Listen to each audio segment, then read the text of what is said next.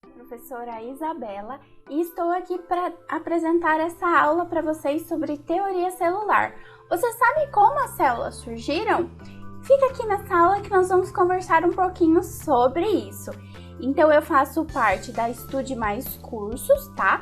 E vou então estar dando essa aula para vocês.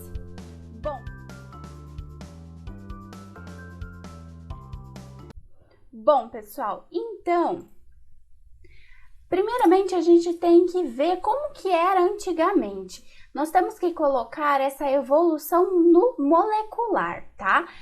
E lembrar que todas as moléculas, as primeiras moléculas e também a primeira célula, surgiu através dos mares primitivos. Mas, Isa, o que são os mares primitivos?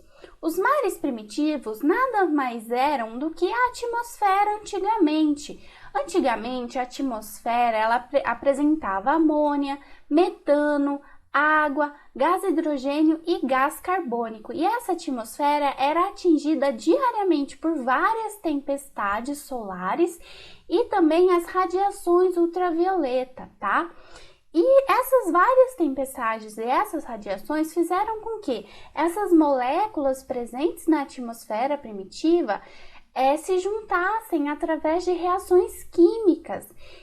E isso fez com que surgissem, então, as primeiras biomoléculas, os aminoácidos, os açúcares, os ácidos graxos, os ácidos nucleicos, tá? Então, essa atmosfera primitiva, através de reações químicas, surgiram então as primeiras biomoléculas. E após o surgimento das biomoléculas, nós tivemos então o surgimento da primeira molécula, que foi o RNA. Sim, o RNA foi a primeira molécula a surgir antes da célula. E ela foi a primeira porque ele tinha a capacidade de se duplicar sem a maquinaria da célula. Ele conseguia se duplicar sozinho e sobreviver fora da célula. Mas como que eu sei que essa teoria, essa junção da atmosfera primitiva, surgiu então essas biomoléculas e surgiu o RNA? Bom, Sidney Fox, no ano de 1950, respondeu essa pergunta pra gente. Ele reproduziu essa atmosfera primitiva com todas essas moléculas, as tempestades e as radiações ultravioletas, e ele viu que nessas condições observou-se a união e a formação de polímeros, que eram os proteonoides, tá? Esses proteonoides, como ele foi designado, ele podia agir como uma enzima e catalisar reações químicas sozinho, igual foi a molécula de RNA. Então, ele provou que sim, as biomoléculas surgiram a partir da atmosfera primitiva. Após, então, o surgimento do RNA, nós tivemos então a formação de fosfolipídios, que foi a junção de outras biomoléculas que foram formadas, e também a formação da nossa molécula de DNA, que provavelmente usou a fita de RNA como molde. Como nós sabemos, o RNA ele é uma fita complementar ao DNA, tirando então a uracila pela timina. Então, o RNA possui a uracila e o DNA a timina. Então, houve a substituição para a formação do DNA. E após a formação do DNA, então, nós tivemos a primeira célula formada. A primeira célula foi a junção de biomoléculas e era uma célula procarionte simples e unicelular, ok?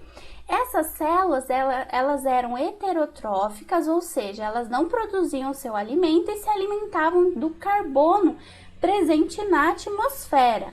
E também elas eram aeróbicas, ou seja, elas não utilizavam o oxigênio, porque não existia oxigênio na atmosfera, tá?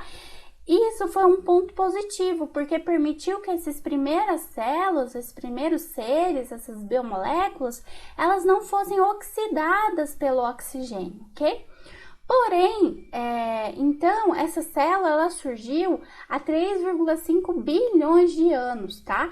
Porém, como ela se alimentava de carbono, começou a ter um esgotamento do carbono. E foi surgindo então os primeiros organismos que conseguiam produzir o seu próprio alimento, que eram células autotróficas.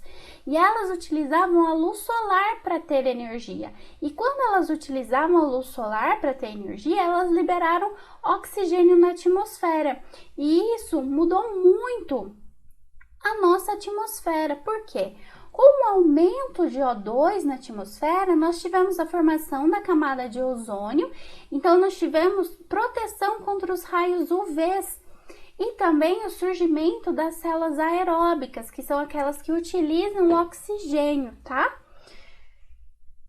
E com isso, nós também tivemos a teoria da invaginação da membrana plasmática, onde as células procarióticas deram origem às células eucarióticas, que são células mais complexas, né?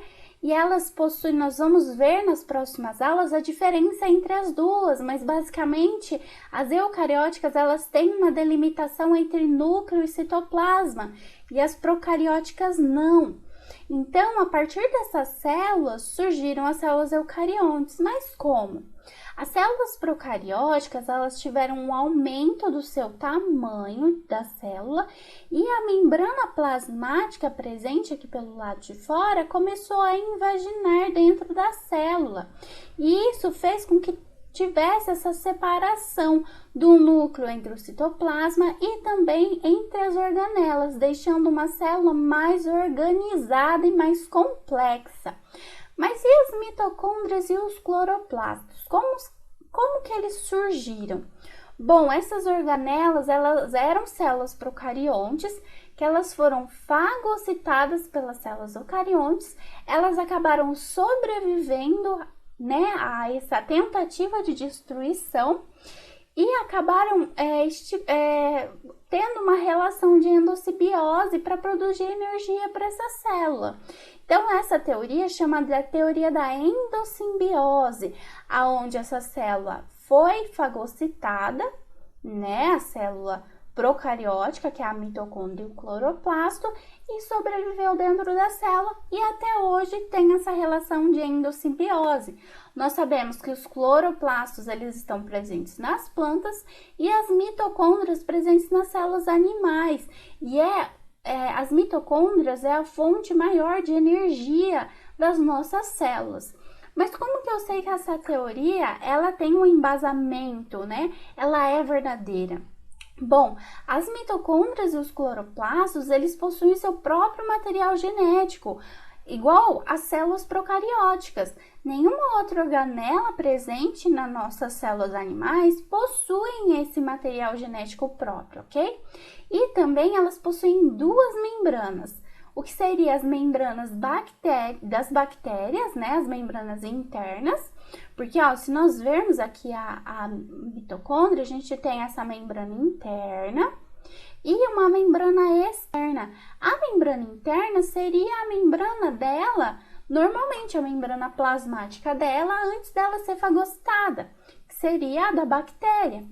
E a parede de fora seria a membrana que foi do vacúolo fagocitário, que aí ele não foi degradado. Então, esses dois pontos são muito importantes para validar a teoria da endossimbiose, em que as mitocôndrias e os cloroplastos foram células procarióticas e estão nos ajudando até hoje na produção de energia. Bom, pessoal, a aula de hoje então foi isso. Eu espero que vocês tenham gostado. A próxima aula nós vamos falar um pouco mais dessa teoria celular e vamos abordar um pouco mais sobre a diferença entre as células. Nos siga lá nas redes sociais. Qualquer dúvida pode deixar aqui nos comentários ou lá no nosso Instagram. O nosso Instagram da Estude Mais Cursos e também o nosso Instagram pessoal, a Papo Cientista sou eu e a Estude Biomédica é a Liara. E até uma próxima então. Tchauzinho!